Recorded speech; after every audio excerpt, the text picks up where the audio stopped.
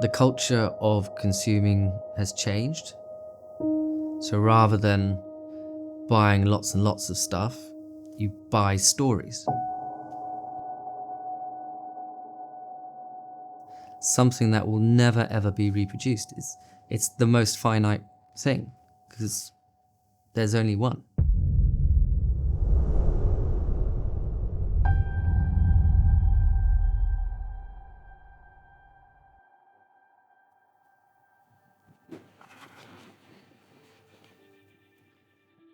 Well, I got a text from our watch specialist, Edward Langmead, and it just read, "I think you need to give me a call." I'm like, okay, sounds interesting. We've got in-house marketing. That's our first call. Drop a message to Russ. Get them excited. We work very closely with marketing. So I phoned him straight away. Couldn't get hold of him. All day I'm thinking, what's this, So eventually get hold of him, and he said, right, I don't want to say too much, but we could have a pocket watch, which was believed to be a gift to Winston Churchill, coming up for sale.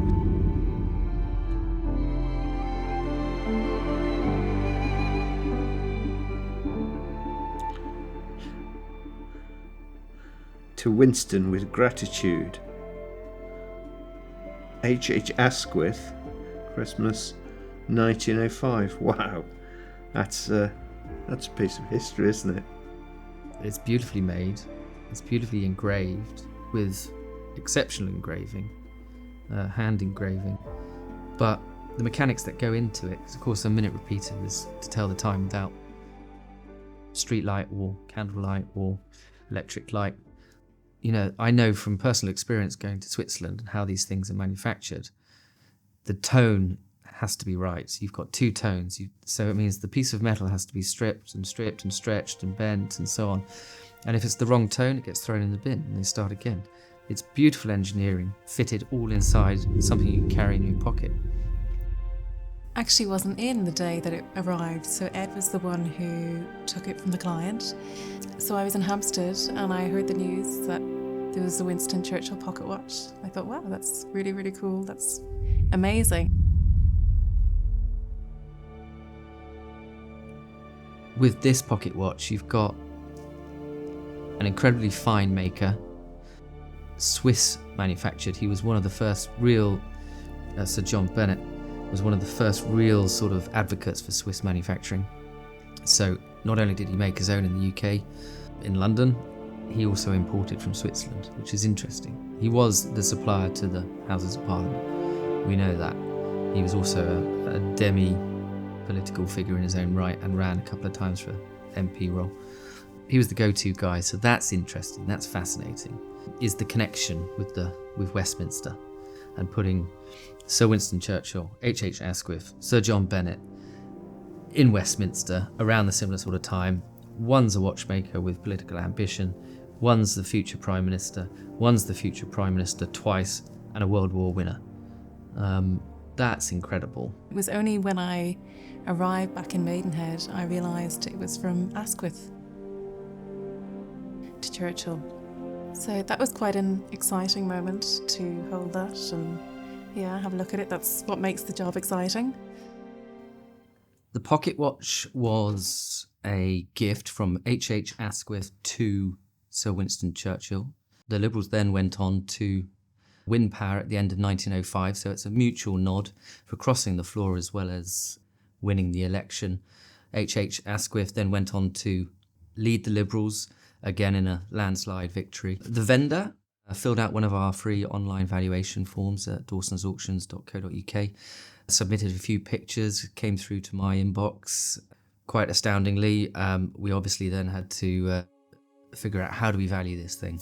The point behind it is the provenance has to be as rock solid as you can possibly get it, because that is the uplift in value for the piece. Who owned it and how it came through the generations, to find more information that we can add to the background and the story.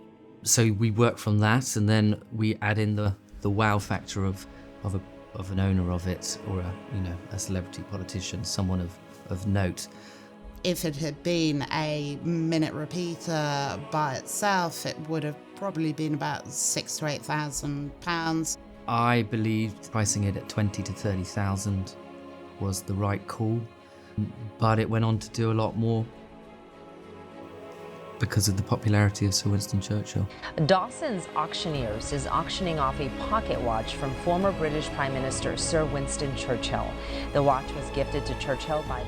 When the press did take interest, I think within the space of a week, Radio 4 wanted to see it in London Monday afternoon, jumped in the car, took the watch, drove over to our Hampstead office and recorded our piece for BBC Radio 4. But yes, we had press. BBC Radio Berkshire I did on Zoom. Didn't know that's a thing. It is. And then we had international press, even from Russia, China, Japan, lots in America. It went on TV in America. We couldn't have timed it better. It was May 2024. Churchill crossed the floor in May 1904. Almost to the day, 120 years ago. And then this comes in for auction. Serendipitous. Serendipitous.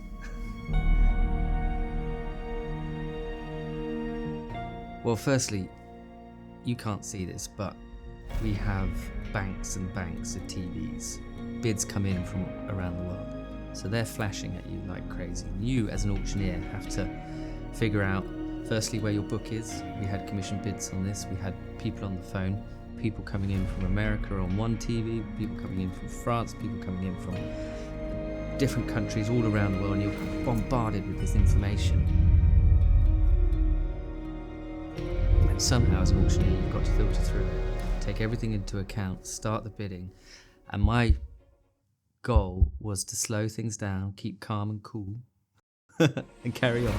Start the with the best of my commission bids at £25,000. People were taking their time after like the first 10 bids. That's the funny thing with auctions, they can stall and then they just ramp up and people just go crazy. 57,000 in the room here. America, phone bidder, America, phone bidder, America, phone bidder. And we've got these flashes just coming in. 61,000. 62 in the room. The clerks were looking at each other with some interest as we got past 50,000. And it just kept creeping up. 4,000 in the room. 65,000 in the US. You can see out the side of your eye, people are lining up, looking at the screen, again, above, because we've got TVs outside the auction room. Every time there's something big, the crowds start to form. £76,000. Are we all done? We will sell for £76,000 here at Dawsons Auctions. Fair warning. Sold! Congratulations!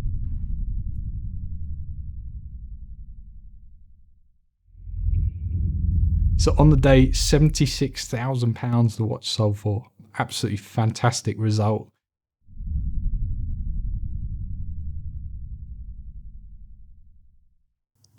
When I learnt that it had sold for £76,000 on the hammer, I was quite taken aback, really, because that was quite a bit over its high-end estimate. And it's always really nice to see items go far beyond their high-end estimate. One thing we've had to do is create this story to entice buyers to buy the piece, and that we seem to have done our job on that. And it seemed to me like on the day that money was no object. We learn about Second World War. We don't learn about the beginnings of Churchill and how it could have gone very differently and which direction it could have gone. Stayed in the Conservatives, probably wouldn't have been the person he was to become. I've been fortunate because it's been under my care for 2 months, and I've travelled around with it. I've taken it to the press, I've taken it to Broadcast Centre for filming. You do feel a certain amount of responsibility.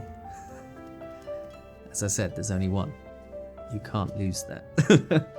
You can't make a mistake. So there is that sort of pressure. But I like pressure.